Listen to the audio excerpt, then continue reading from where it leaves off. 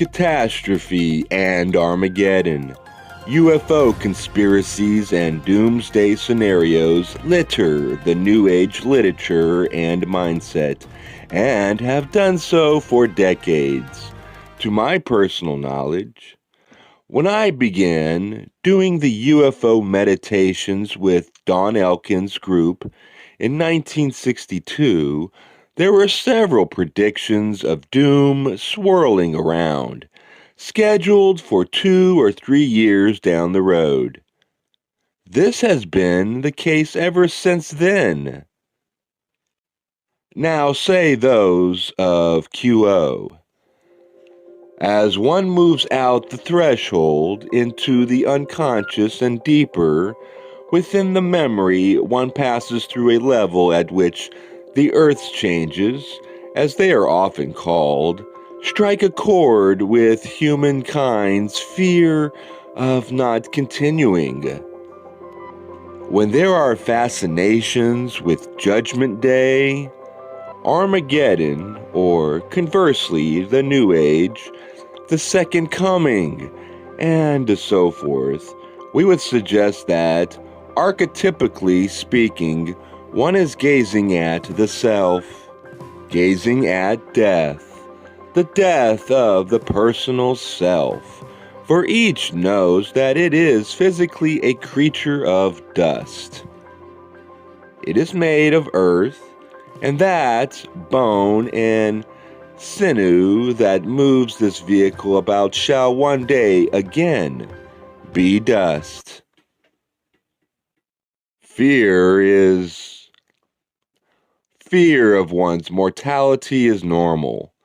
Clearly, death is both inevitable and ever unwished for. My feeling is that this basic fear is the root of much of the fear of catastrophe in the outer world. Here are expressions of it. I'm really having a tough time with this. I think you and I both know it's going to get worse. My senses are becoming more and more acute, and regardless of how hard I try to keep myself grounded and shielded, some of the fear still seeps through. My advice to other wanderers is no advice. I wish them well, but feel it may be too late. It would be especially nice if I were wrong. These predictions of catastrophe have solid historical descendants. Nostradamus, for example.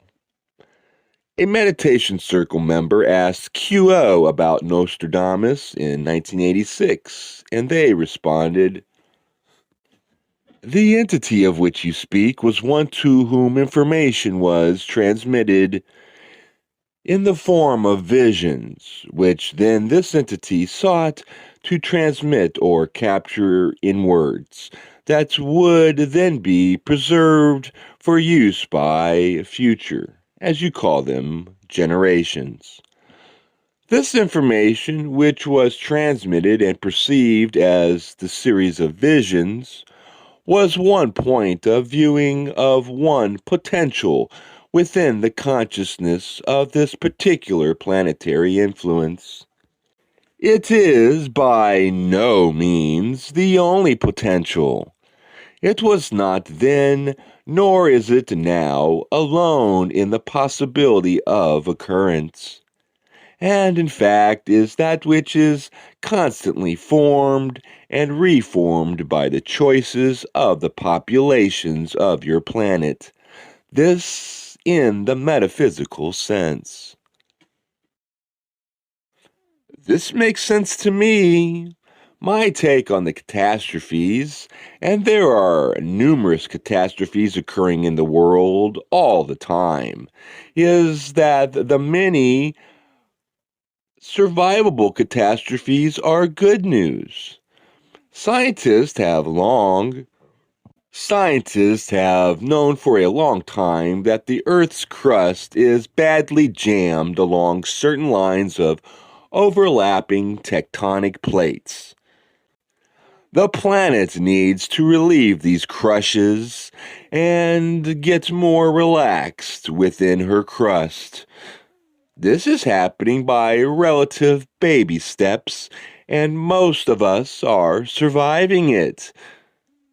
I believe this to be the result of having a critical mass of graduation ready wanderers and earth natives who are in incarnation on the planet at this time, who are consciously sending light and love into the planetary vibration and lightening it. Those of QO say, we do feel that there is the potential for the difficulties such as your floods, your earthquakes, those ways that the planet has of being comfortable within its own skin. For it too is a living being. This level of concern is appropriate. It is well to be aware that the ground under you is alive, and that life is compromised by the actions of humankind. We also are aware, however, that each difficulty has a solution, and as the wheels of destiny turn, there will come balance and renewal.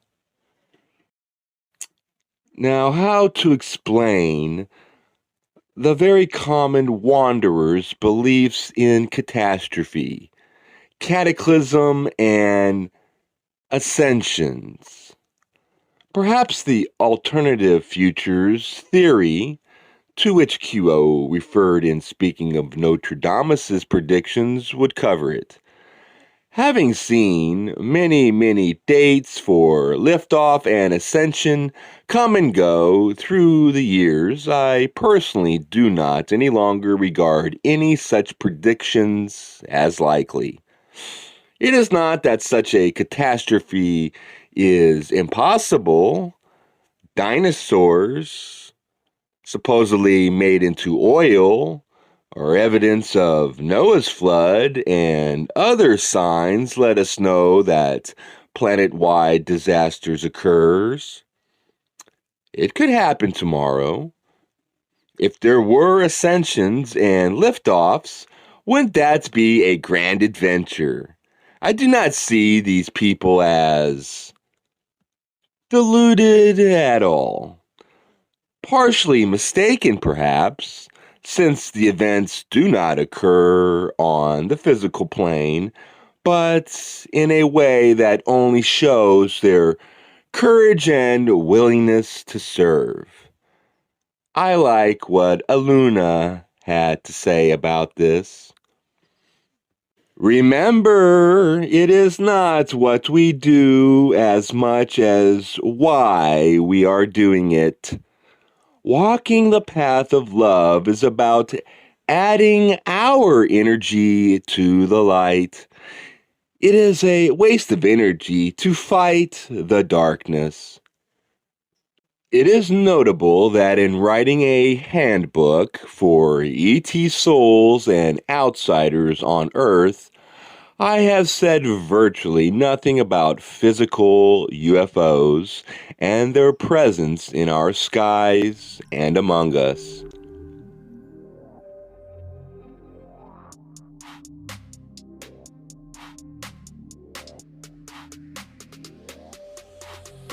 Well over a century ago, Don Elkins and I offered a look at UFOs in our book, Secrets of the UFO, concluding that physical UFOs are here, but finding the metaphysical messages from ET sources much more interesting. I honestly don't think about the grays, insectoids, and the rest necessarily have a lot to do with the messages or their delivery to humankind via channels such as myself. There are many researchers and experiencers who disagree with me, and I respect their views and am following their research. Those of QO have this to say: as both positive and negative entities attempt consciously to achieve harvest stability to positive fort density or to negative fort density, many are the stories of contacts and arrangements betwixt governments or individuals within governments and those who are not from your world. Because there is no way we can speak of these things that would not interfere with the free will of those who hear these words or read them, we shall simply say that were such things possible, they would be part of an illusion, which is part of a play. You may make it a comedy or a tragedy. It is not anyone else's choice but your own. There have indeed been many, many landings, abductions, and that which seems to be abductions, but is in reality work upon the computer within you which you call your brain, placing within it programs which seem as much the truth to the one experiencing such upon awakening as any other memory. The basic intention here is to create fear. There are other designs which we cannot speak of because that same law of free will, but we can say that they are inconsequential to those who choose to live a life of faith. Yes, these things are occurring, and yes, many, many positive contacts are also occurring for those who seek in love and light. As Donna pointed out to me recently, not all experiencers of physical UFO contact are afraid. She, visited by many an entity and sigil, is not. And there are aspects of her contact which are clearly metaphysical as well as physical. This is not a clearly delineated issue. The distinction between physical and metaphysical UFO presence. Such determination of the polarity of a given UFO or UFO entity must take place one contact at a time. If both positive and negative, or service to others and service to self, contacts are being made, how are we to tell which kind our experience is? Here is an exchange between Don and those of Ra. Questioner: then in general we could say that if an individual has a close encounter with a UFO or any other type of experience that seems to be UFO related, he must look to the heart of the encounter and the effect upon him to determine whether it was Orion or Confederation contact. Is this correct? I am Ra. This is correct. If there is fear and doom, the contact was quite likely of a negative nature. If the result is hope, friendly feelings, and the awakening of a positive feeling of purposeful service to others, the marks of Confederation contact are evident. Again, Don questioned those of Raw after he gave a lecture at a local college that was attended by very few people, perhaps 6 or 7. He gave an excellent presentation, but was discouraged to share with seemingly so few. The Raw group pointed out that the audience brought about by Orion-type publicity is not seated by seniority of vibration to a great extent. The audiences receiving teach learnings without stimulus from publicity will be more greatly oriented towards illumination. Therefore, forget you the counting. In other words, he had talked to a few really good people who were naturally and organically drawn to the little publicized talk, as opposed to a bunch of people following the latest UFO craze of sightings minutes before following something else that bounced into view.